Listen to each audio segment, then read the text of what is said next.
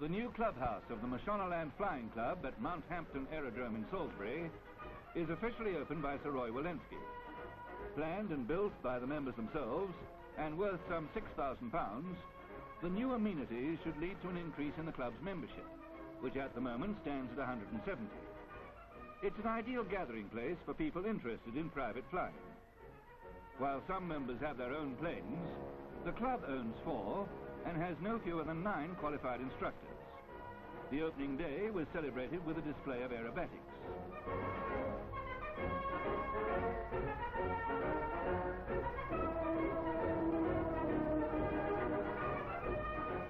The Mashonaland Flying Club is considered the fastest growing and best in Africa, and we pay tribute to the powerful club spirit which has made it so in such a very short time.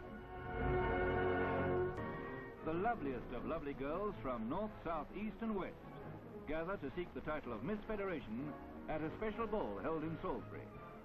It shows that there's more female beauty in the Federation than copper, and each contestant drew rounds of applause.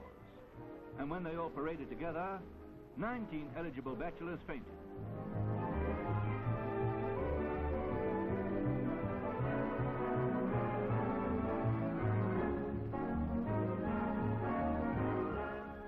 Faced with a problem of such glittering magnitude, the judges handed the diamond tiara to Miss Kitwe, radiant 17-year-old Vivian Linton. Her choice as Miss Federation was warmly received, and she was crowned by Mr. Frank Owen, the Minister of Commerce. So, a toast to the Jewel of the North, and to Marjorie Elliott and Megan Thomas, both of Salisbury. A new form of ranching has come to the Federation, and if it works out right, highly profitable. It's chinchilla ranching. The breeding stock is being flown from America, and the youngster came Bakshi, which on thinking it over is how all young chinchillas come. One of the importers is American Willis D. Parker, a world authority who considers the climate ideal for the purpose. Among Rhodesians entering this new venture are Mr. Cookard and Mr. Cheetham, who are learning how to handle from Mr. Parker. His estimates of the profits to be made from chinchillas are so rosy as to be well-nigh incredible. Naturally, they don't require much space, and the feed bill isn't very heavy. But a good deal has to be learnt about raising them, breeding them, and doctoring them against illness. Highly prized by furriers for their soft, luxurious fur, chinchillas are almost worth their weight in gold. Yet, strangely enough, they are zoologically related to the porcupine. Their food, on the whole, is dry, mainly dried lucerne and oats, with a small daily ration of green food. It doesn't sound very appetizing, but to chinchillas, it's a banquet, and the rustle of oats sounds like a dinner gong.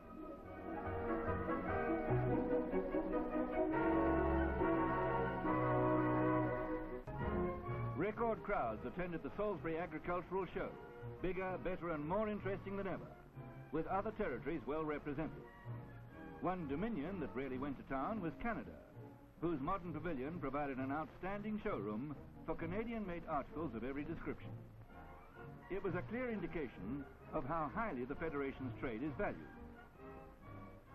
Agriculture itself received its fair share of the limelight, with the accent on pumping equipment, which is so essential in making large areas of farmlands fully productive. And federal farmers certainly showed the progress they're making in breeding and raising fine cattle.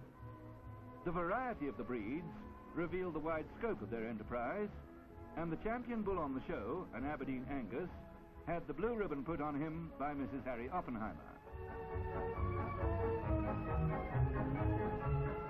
Sparkling new cars received a good deal of public attention, and the field ranged from cars to specialized buses and trucks.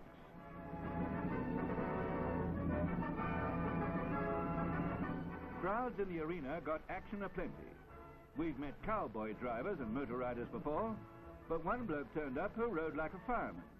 What a good idea for picking a fruit crop.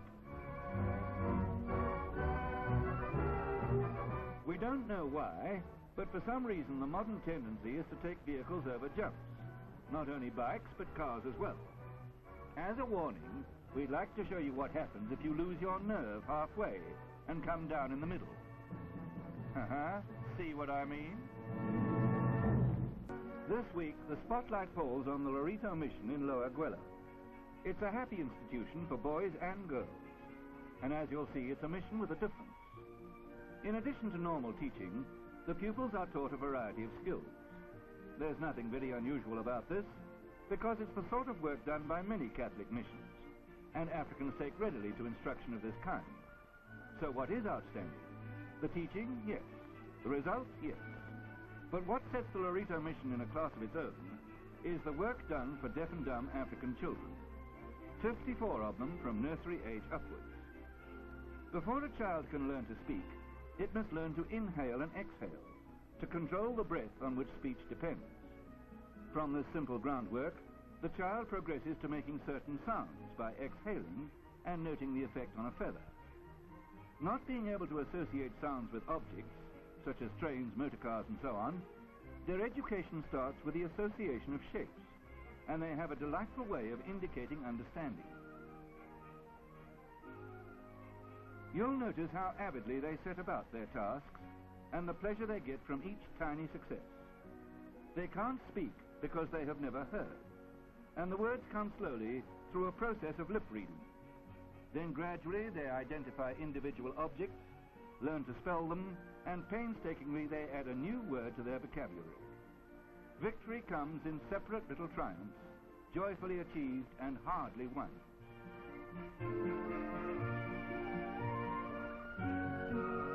And so they progress. Recognize, read, lip read, and pronounce. A long road back to a life of normalcy. Arithmetic centers round the price of food and everyday affairs. And simulating the life they will meet outside, they set up shop and become the customers. They must ask for what they want, make sure they get it, and receive the right change. One thing that gives them great joy is playing in the percussion band. The music is followed on a special cue chart. They can't hear the music, but they do feel vibrations, and this gives them pleasure and satisfaction. The way out of the world of silence is long and difficult, but the Loret Mission is leading them to being accepted as equals by the other pupils and by the world they must face when they leave.